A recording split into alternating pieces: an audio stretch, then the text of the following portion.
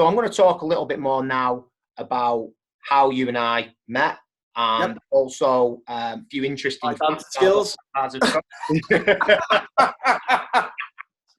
So, well, listen, I mean, and then we're going to come on to the films and specifically what you've been working on recently. But I'm also going to dip back into those 80s movies if I remember at some point in time, because we've got some more to talk about there. But so you and I met, as far as my recollection goes, in 2002 at the WKA World Championships in Massa Carrera in Italy. Yeah. I took the bronze in the full contact that year. I got robbed, and I'm not being a bitch about that. The fight's on YouTube. I'll stick a link in it somewhere. But I had an absolute war with this Czech killing machine. But I won it. I thought I won it clearly. But I didn't get the decision, so I ended up taking the bronze because I'd had a bye in the first round. It was one of them. I'm not saying I'd have won it anyway, because the Swiss chap that won it was a beast. But I'd have liked to have had the opportunity to go for it. But all the same, I went out there, I took care of my part, and very much coming back to the sort of vibe of what you said at the beginning about using the time and accepting the situation for what it is. The crux of my philosophy, mate, and clearly yours as well, is basically you're never in control of your environment. You're always in control of your reaction to it.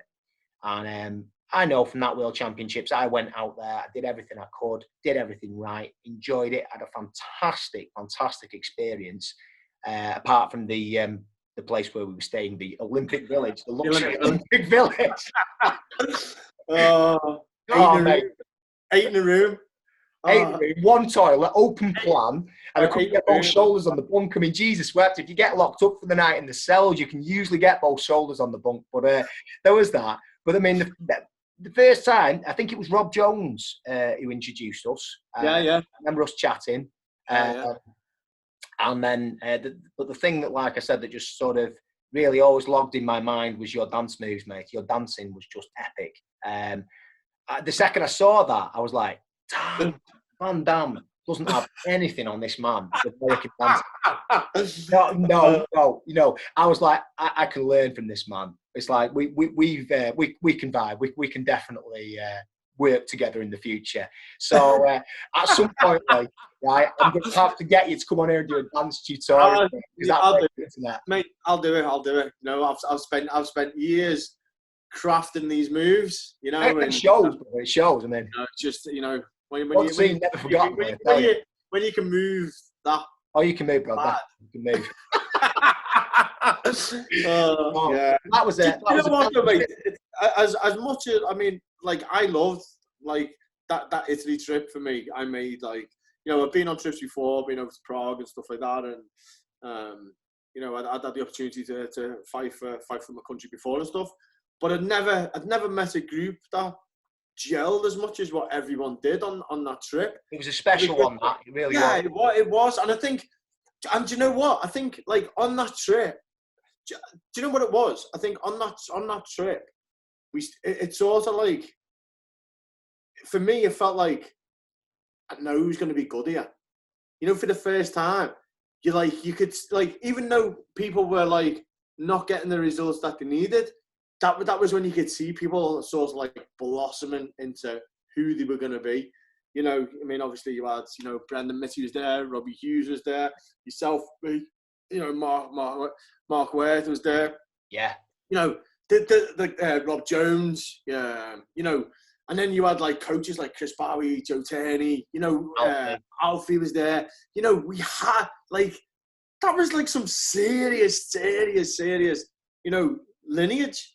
You know, we had them people that were there. They just inspire. I mean, I remember, you know, I fought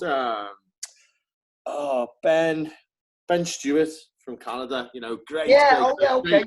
Ben, great world champion. And I ended up fighting against Ben, and again, I thought I beat him on hands, but he had, like, this Jedi-like fucking sidekick, didn't he? Yeah. You know, he could, like, he was stood in one corner, like, we were in a ring, and I remember he stood in one corner, and he picked it up, and I thought, he's not going to whip me. And I was like, and then I just counter with hands, but obviously, you know, the way the point systems work and stuff, and I give a good account of myself, and I remember coming off, and Chris was there, and Chris was like, you did really well, you know. He's like, you did really well. And do you know what? Normally, sort of like, you'd have that like feeling. I thought, this is Chris Bowie, man, who's just said that I fought well. And that stuck with me forever. Forever. You know, like, I think, you know, I mean, like we were saying before with these magazines and stuff, having these guys there with you, Joe Turney and, you know, Chris, Alfie, you know, sorry if I've missed anyone else out, like, who was coaching at that time. It was just special. It was special. Every morning. I mean, was Clifton there? Clifton was there, wasn't he? Clifton was there, definitely. Yeah. There. You know, I mean, Clifton. At least I've mentioned you, Clifton. Sorry? Yeah, well, at least I've mentioned you, Clifton. Just in case he kicks off that I haven't mentioned them. Got to mention Clifton. I had a call with him at Clash of the Titans one time, just on the when I was 18 years old, and he come out and he caught me right off the bell, right, and he really rung me bell, Lee, really, just like a perfect shot, point at the jaw. I went dizzy, and I'll try and get some of the footage actually out because I've got it on VHS, but it's a good one. But he shoved me down and kicked off. You know what I mean? It's gamesmanship. He was doing his thing. But he absolutely enraged me. And then I went back up. And after that, I basically just like tore him a new one, to be honest. Got inside with my hands and knocked him all over the mat. And we got a draw at the end. It just turned in. It was Billy Priest was the ref. Oh, was it Billy, man? Billy was laughing his ass off. He's going, lads. Because, I mean, it was getting naughty between us. I hit through him at one point in time, landed on him, hit him on the floor. It was like... And Billy was pulling me off, and he's going, the two of you, I'm going to disqualify you both in a minute if this carries on. And then at the end of the match, he was laughing his ass off and clapped. He said, that was great. You know, that was his mentality, though, wasn't it? Then, Joe was the same, wasn't it? Remember, did you ever fight with Joe refereeing? Oh, man. I remember I fought the WK Nationals in either 99 or 2000. And I'd had a period out because I played football for a bit and stuff. And I'd had a period away from things, you know.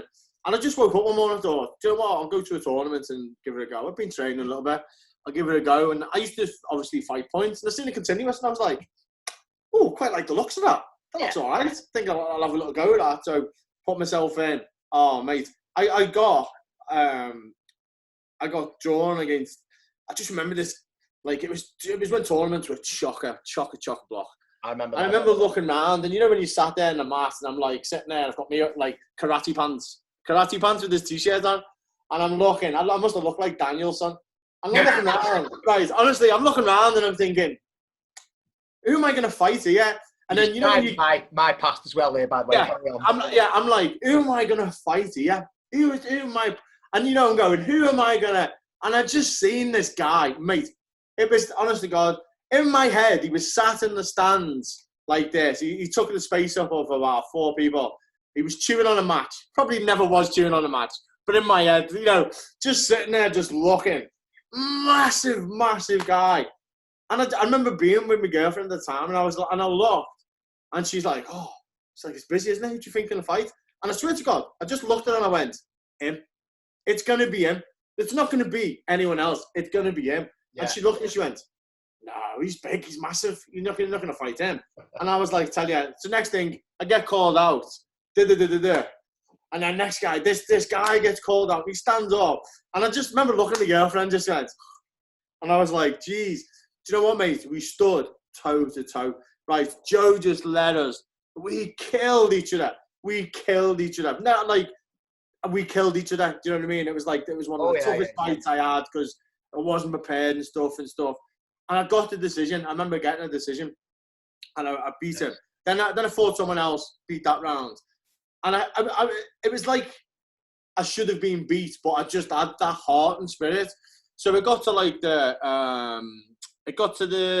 semis, and I remember just getting off, and I had like black eye, nose gone, lip had gone. I'm like just jelly legged walking onto the mat. And it was when you used to have the tears around the thing, and Joe's there, and he called this lad out, and this lad, because he'd had a hell of a thing as well. He just looked at me and he just went, "I'm not fighting you," because we just knew he was gonna get into another. He just looked at me, I swear to God, right, and he just went, "Oh, I'm not fighting you." He's like, "No," because he must have just thought, we've just stood toe to toe with different opponents all day, and he just went, "I'm done," like nothing. And I remember I got Angus. Remember Angus? God rest his soul. He's passed away now, obviously. I got Angus in the final and got beat by Angus. Great fighter, another great fighter.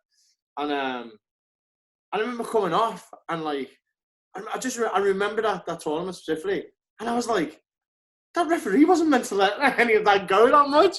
And Joe just sitting there. I remember still seeing, I'll still see Joe to this day and say, remember the time when you did that fight? And he was like, you just both levering each other. He goes, I kept telling you, and you just kept doing it. So it just allowed you to do it. And I tell you what, Lee, as well, right? I've gone on to fight full contact, kickboxing, K1, a bit of pro MMA, about 1 billion unlicensed boxing fights, a little bit of bare knuckle. And I can tell you that the light continuous scene, right? I've had some of my worst injuries ever. I've been sparked. I've had this nose broken more times. I stopped counting after 40. I just give up, right? It was like my ass. It's like whoever called judo the gentle art never did it, right? Yeah. Like that light continuous. It's not light continuous. It's kind of full contact with a few fail safes, really. And if you really get your ass handed to you, that's what it boils down to. Yeah. Did you know what I used to say? Obviously, people used to. I mean, I fought 4 foot. My last world title was full contact, and I've had people go, "Oh yeah, but you used to fight like semi and light," and I was like, "Have you ever tried it?" I was like, "Seriously, semi contact is just for cardio." Is a nightmare. It's insane, isn't it? Timing, your reaction. You have to look at Michael now, what he's doing in bloody Bellator. Michael Page, Raymond Daniels. Yeah, how many more do you want? I mean, yeah. The speed that they've got. And then I was like, have you ever done light? Do you know how hard it is to fight and give it your all and try and not knock someone out? Whilst trying to, I'm like, and then you've got to continuously fight. So it's not like obviously now I just go in and go boom and just drop him. I said it's completely different. You've got to go in.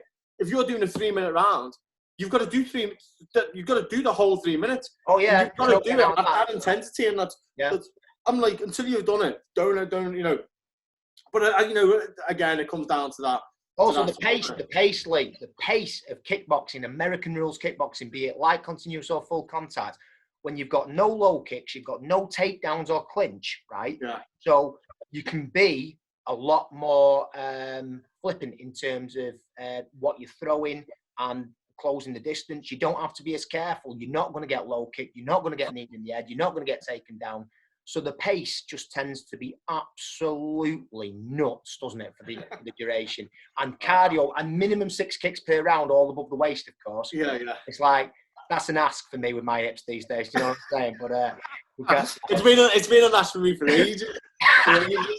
So coming back, mate, I did get to meet Clifton on that trip, I got to chat with him a bit, and he's a diamond of a guy. And that trip was a special trip. So I'm gonna move on a little bit now. Yep. So here's another fact.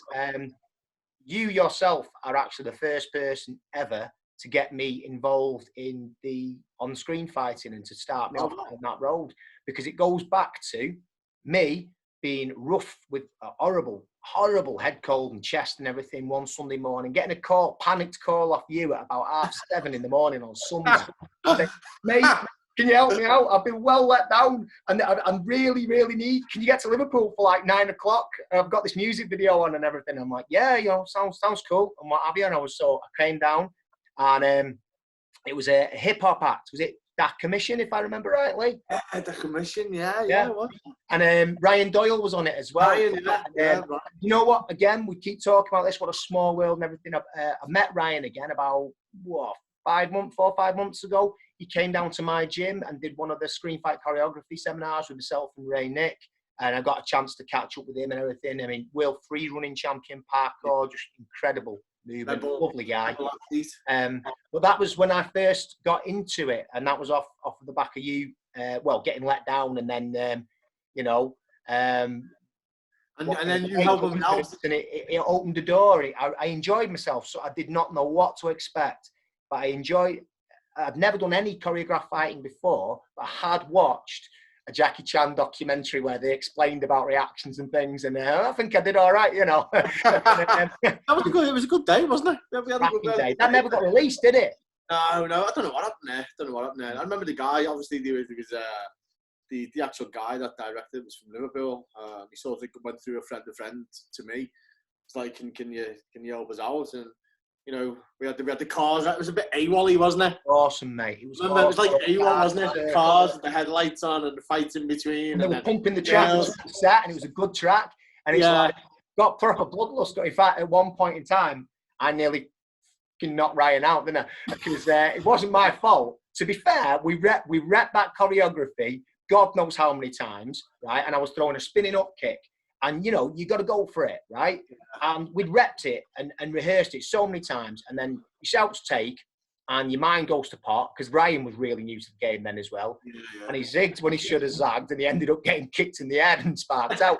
But what truth? Tell you what, though, Lee, what an absolute trooper. Just got up, shook it off, carried on, did the whole, because he was the star of the show as well. Yeah, I felt like dying at that point in time. I was like, I've literally, there's 2 times in my life that I've caught somebody doing choreography, only 2.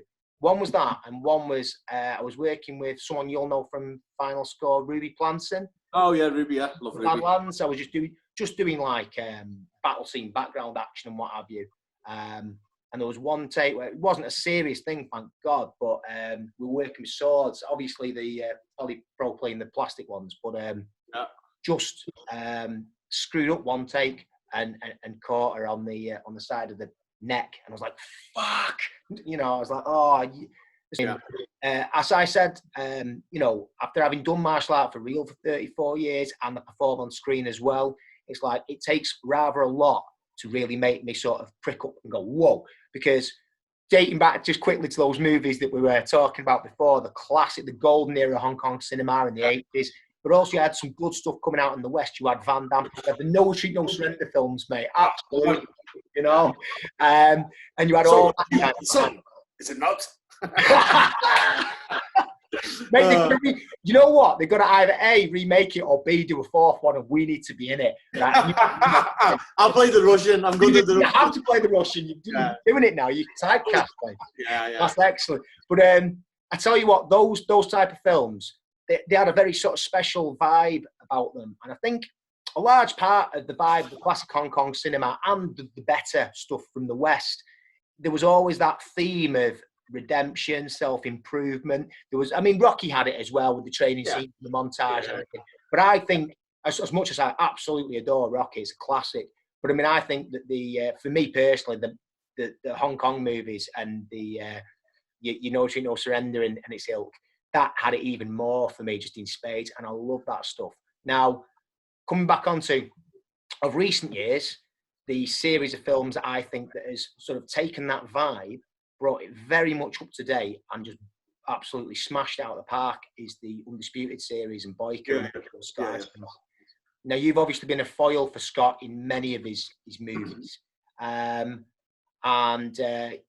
We'll come back to Dave Bautista in Final Score in a moment, because that's another incredible, you know, film and experience. But you've just been nominated for a Taurus Award for your The Avengement Final Fight. Do tell, please. Bits of real moments, you know, because obviously this is voted for by your peers and stuff. So it's like, you know, I've done 4 movies with Scott. You know, for me, you know, he's the superstar of the West, isn't he? You know, he's the action star of the West, and you know, he's a martial arts superstar. Being a massive fan of his work, lucky now to call him a friend, and every time that we're on set, I always try and give everything I can to Scott, and he knows that he'll always, whatever I do, I always give the best that I can do. I have a good rapport with Scott. You know, we did Green Street 3 together. Let him kick me full on the head for the scene, and then we become. There's something about letting someone kick you in the head full whack that makes you become friends after it. Avengement, you know, mate, Avengement for the budget it's got, it's up against the likes of John Wick and the Avengers and stuff like this. I think for this Taurus Award, and to be nominated for it, you know, the hard work that went into that, you know, obviously first of all by Scott himself. by the director Jesse, and Dan Stiles, the fight coordinator, Dan Stiles and Luke.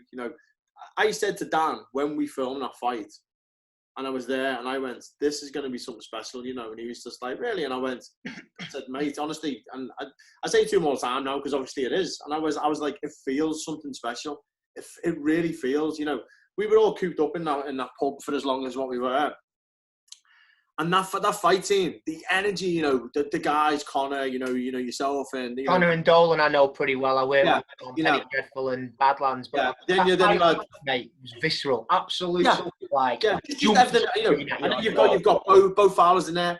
Mark's in there. Mark Strange. Mark Strange is in there. So and then obviously Thiago. Oh yeah, it was doubling money. Yeah, wow. Yeah. When I put Thiago through a table. Yeah, so it's like, but everybody on, like, when we filmed that specific scene, I remember speaking to Craig Fairbrass after me and Craig had a few chats when we were there. And obviously he was out to the side and he was watching, and he said to me, he goes, I ended up sitting there watching you, like not as if he wasn't. He had to recall himself that he was on camera and he was in the film. Yeah. He said because I'd watch this and I was just like, Jesus, these boys are like. And he actually said, he goes, you guys are the real deal. Everything that you're putting in and stuff.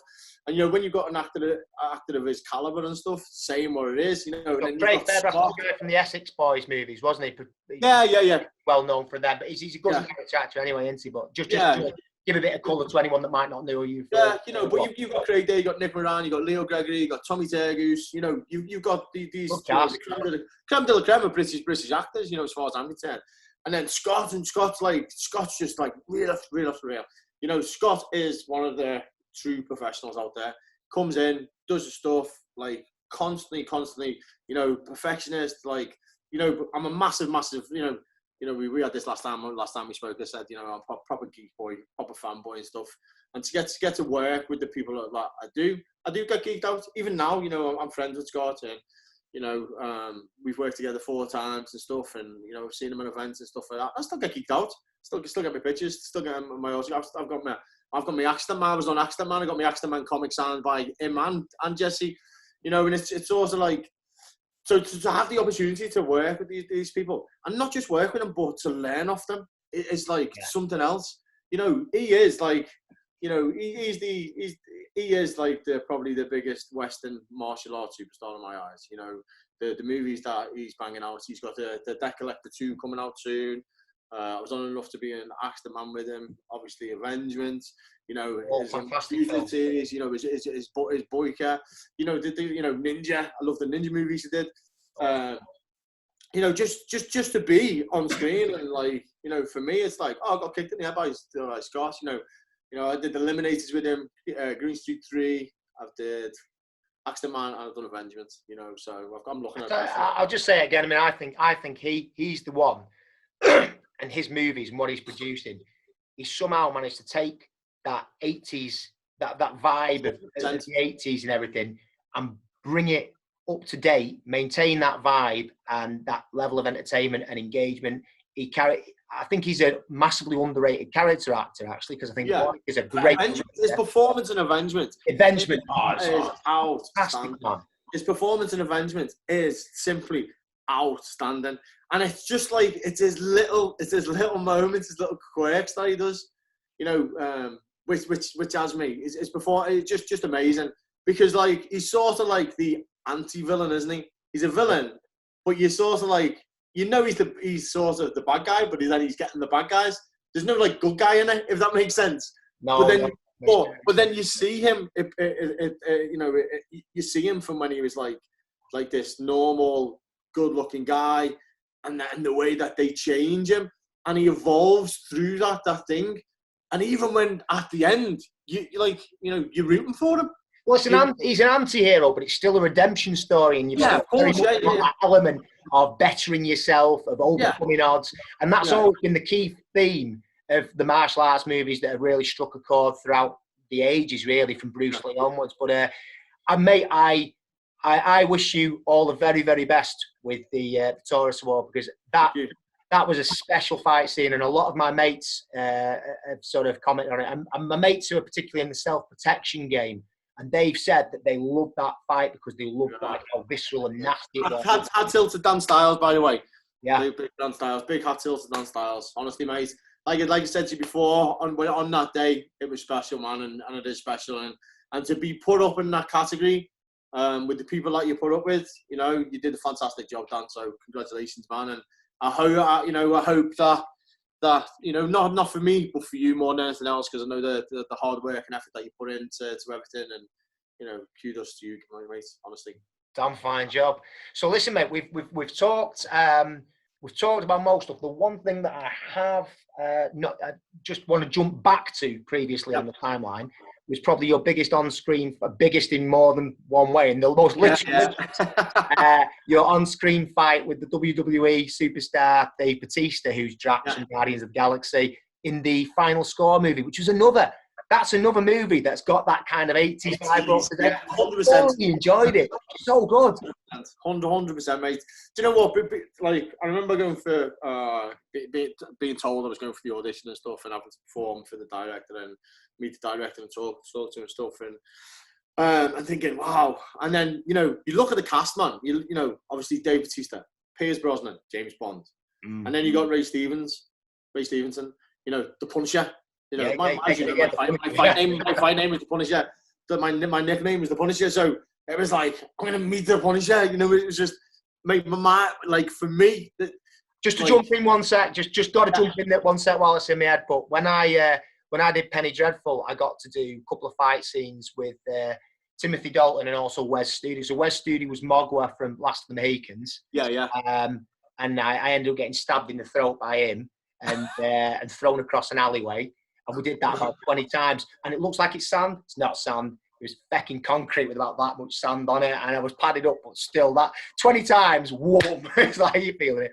But I was a bit blown away then. But to go on screen and have, albeit a very brief fight scene, and one of the vampires in the last season, in the last episode, where Sir Malcolm, Timothy Dalton's character, and all the heroes storm Dracula's lair, and there's a bit where he runs out of bullets, and he goes click, and I lunge at him, and he uses the butt of his gun to like pistol whip me, and he just cracks my neck and spins me, and I'm off camera, and it's a 2-second shot, right?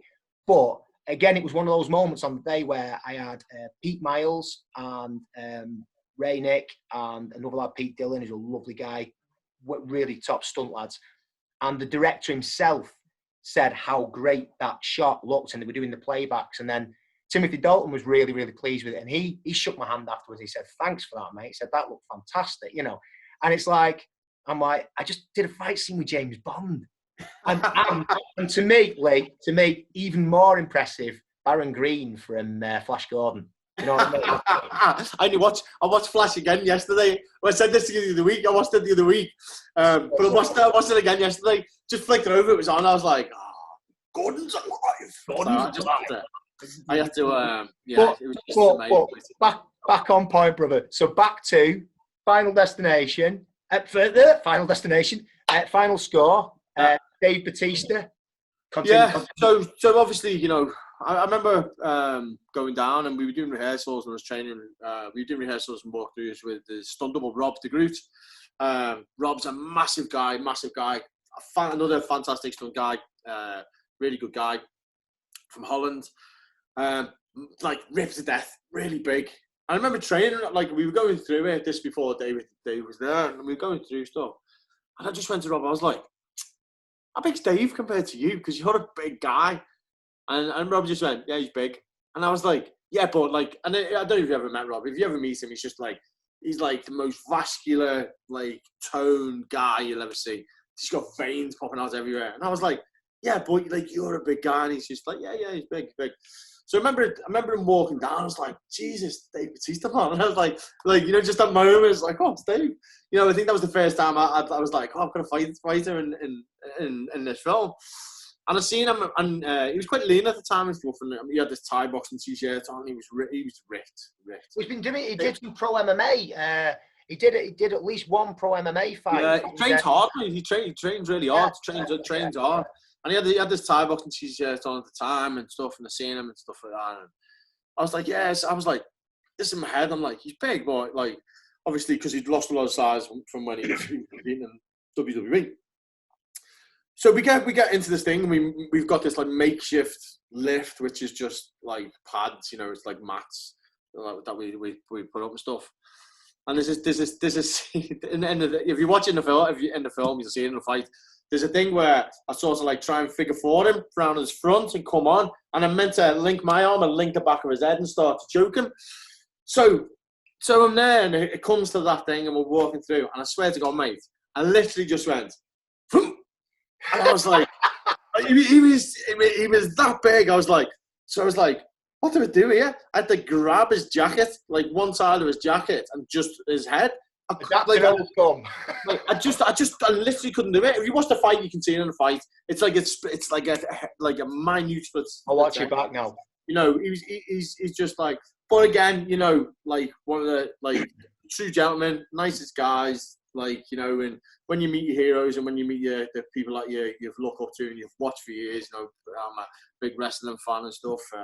Me too. Just that was very much part of the hyper-real. I missed the hardcore, but like music, movies, and WWE, definitely. Yeah, it is. You know, it is, and you know, you just and I'm there, and I just remember thinking, I was like, Jesus. I've got to do this with Dave, and we got to do it. I remember like when we were actually filming the fight, and the energy was just electric, man. They built obviously this lift where they could take sides out on the roof so they could get the angles and the cameras in and stuff. And we're having to perform in this confined space. Then we've got Ahmed, who's another great guy, great actor, who's playing like the comical part in it. Yeah. He's in the lift with us at the time. So you've got like me. I mean, I reckon I was about 15.5 stone. I was fighting for a world title at the time. Slip of a lad. Which I won. Just get it in there. And then you've got Dave, who's just obviously a man mountain, and then you've got Amit, and we're all trying to work in this confined space, and it's coming in. The energy was just, you know, again, Jude choreographed that fight. Jude again, one of Jude. Jude was on that, you know, and like another fabulous. I mean, much respect to Jude. He's a very special individual. And then another one that feels great, and everyone's like, brilliant, looks really good, reactions for the headshots when I get shot and everything. So then you sort of sat there going, I hope it turns out as good as it feels, because obviously once it goes into edit, it's totally out your hands. You know how it is and stuff. But yeah, you know, when the PR thing started to come out for Final Score, and they started using a lot of my stuff, and I think it was put on sort of like social media through different things, and they started showing bits of my fight, and then the hype began. I was just like, I remember watching the fight, and I was just like, man, that's a special fight. You know, it had that intensity, it had everything to do with it. And again, you know, what sets the tone for the movie, really, isn't it? That's the first major fight in the movie. So it's an important one. It's good, really good. Yeah, you know, you always have that first moment, don't you? It's a make or break moment that keeps the audience either keeps the interaction with the audience, or the audience just lose interest. And I think, you know, that fight, you know, I got to work with Rocky, you know, the stuntman Rocky. Which was a real honour again to you know, and everyone that was on it, you know, Gordon Alexander, you know, the stunt team that were on that, Ruby was on it, you know, Big Martin Ford is in it. So for, you know, the movie was massive within West Ham's ground, and you know, for me, you know, another memory that, you know, I'll be able to share with my little boy when he grows up and say, 100%. And I mean, yeah, this is your dad fighting Drax, you know, and it's like, do you know the funniest thing is though, mate? It's like, we were sitting there, because obviously my little boy, he's seen a couple of little things, but I don't really watch my movies as such, but my mum and my dad are obsessed. My dad's like my biggest fan. And I remember we were sitting there one day, and I can't remember what it was, and my little boy just turned to me and he was like, Dad, why are you rubbish at fighting? Because obviously I lose in everything that I do. And I was just like, mate, it's just films. And he's like, but you're really rubbish. Rubbish. I was like, oh, my little bone thinks I'm rubbish.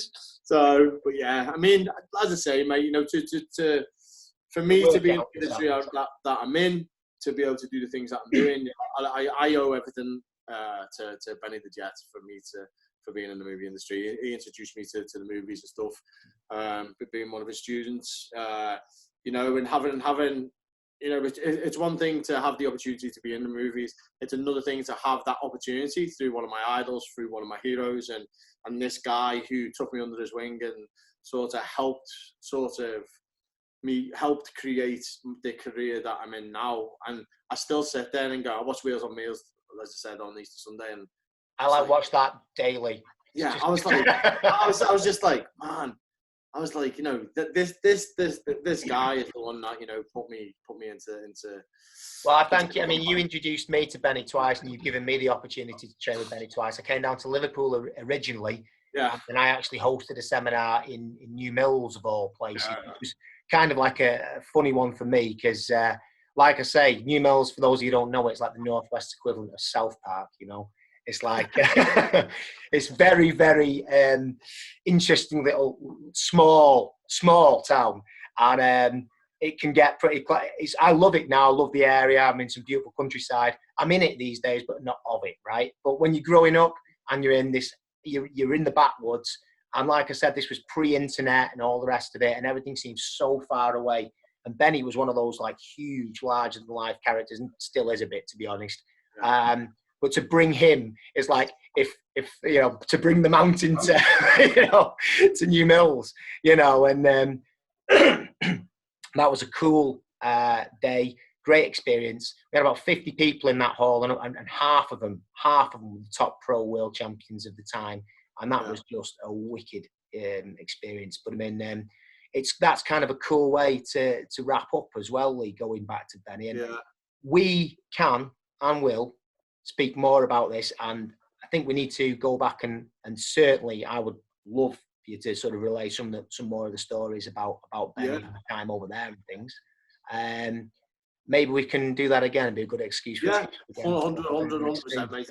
These chats, the highlight of my isolation at the moment. So, you know, you know, and also reconnecting with yourself. You know, we said this last time. Obviously, we lost the interview last time, but I found out that you'd never won a world title on the last time. You explained to me that you'd never won a world title. And for me, you know, you're the greatest world champion that never was a world champion. You're one of the most exciting fighters that I've ever got to watch.